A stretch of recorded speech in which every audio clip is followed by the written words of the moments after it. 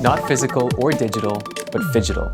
Change the world with virtual technology and empathy. Smart social design with cybertecture. Let's design digital government to better serve citizens.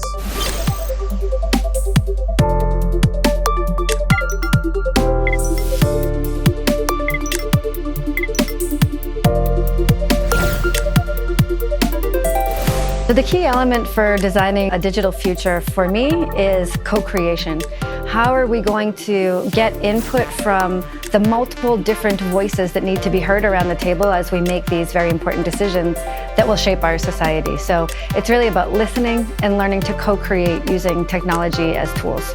The overall experience of Knowledge of Design Week has been one of inspiration about posing questions and finding solutions in a way that I've not really experienced at another conference before. The content is actually very progressive.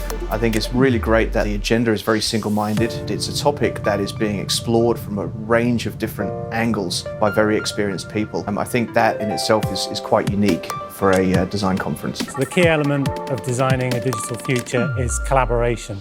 Designers can't do this on their own. We've got to work with other professions, such as doctors, nurses, people in retail, businessmen. It's about working together.